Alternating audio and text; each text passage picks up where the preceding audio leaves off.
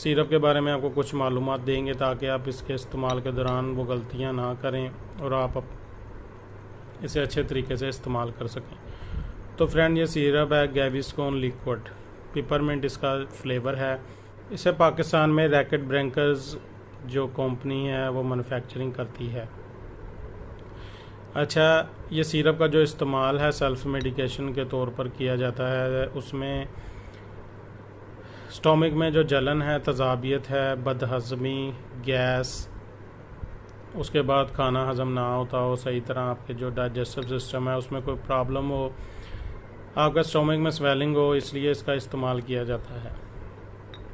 तो इसके इस्तेमाल के दौरान भी कुछ एहतियात की ज़रूरत होती है, वो हम आपको आगे चल के इस वीडियो में बताएंगे। लेकिन हमसे इस सिरप के बारे में एक क्वेश्चन किया गया था कि गैविस्कोन लिक्विड और गैविस्कोन एडवांस में क्या फ़र्क है। तो हम इस वीडियो में ही आपको इसका जो फ़र्क है, इनमें यह जो डिफरेंस है वो आपको बताने की कोशिश करते हैं कि इनमें क्या डिफरेंस है।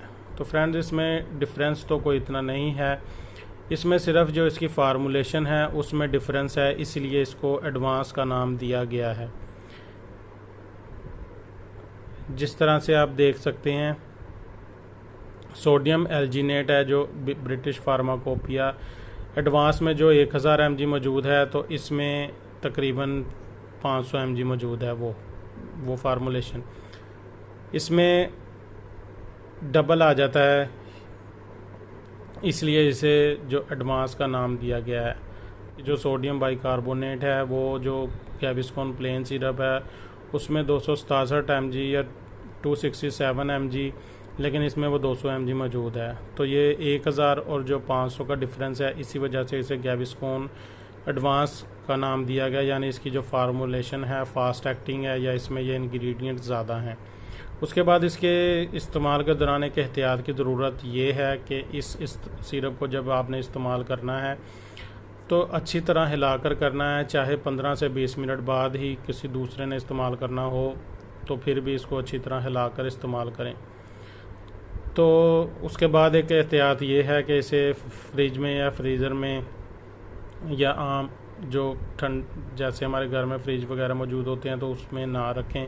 इसे रूम आने से कम आधे घंटे बाद या 1 घंटे बाद इस्तेमाल करें।